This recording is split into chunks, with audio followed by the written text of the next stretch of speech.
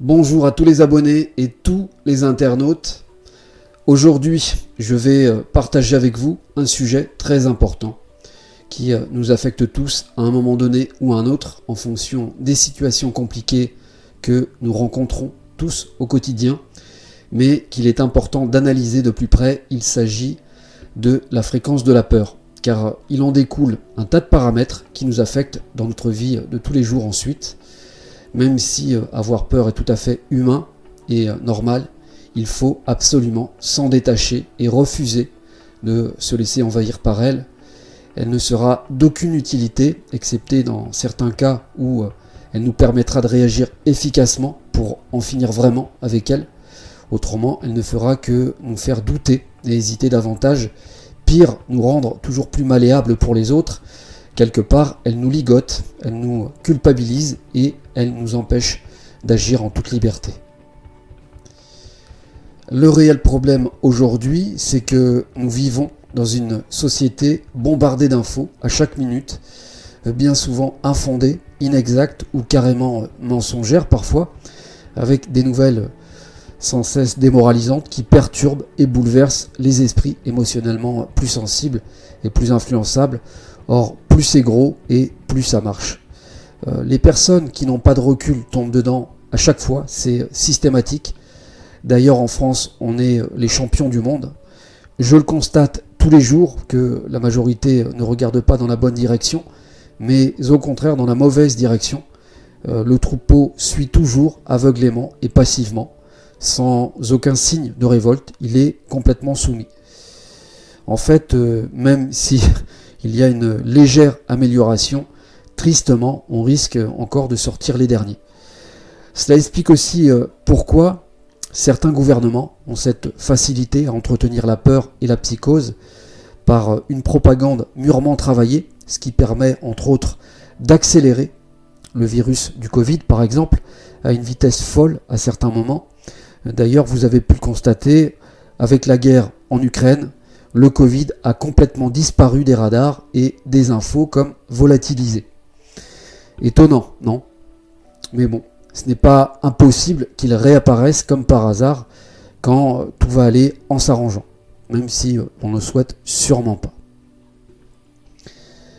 J'en parle car l'ingénieur français André Simonetton a démontré que les virus vibrent en dessous de 5000 angstroms.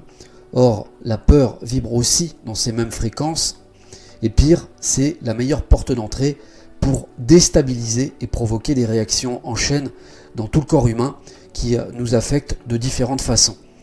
Or, c'est le cas pour tout type de propagande avec des nouvelles chocs. Alors, les effets constatés sont multiples d'un individu à un autre.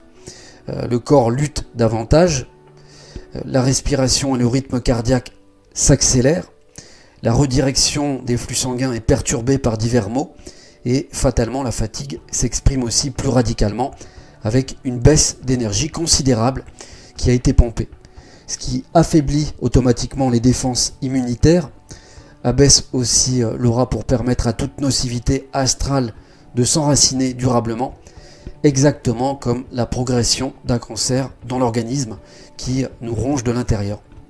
L'impact, même s'il paraît inconscient, est considérable sur notre mental qui va surenchérir ensuite pour nous jouer de vilains tours. Et cela explique aussi pourquoi beaucoup de gens sont en sommeil profond en étant complètement à côté de la plaque aujourd'hui.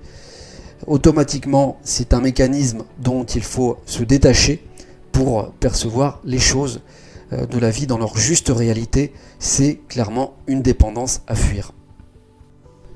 C'est pourquoi prenez du recul avec tout ce que vous entendez actuellement, surtout en ce moment, car les sons de cloche sont diamétralement opposés et c'est très compliqué de savoir le vrai du faux, surtout avec tout ce qui est caché et ce qu'on ne saura peut-être jamais, dans un sens c'est aussi bien.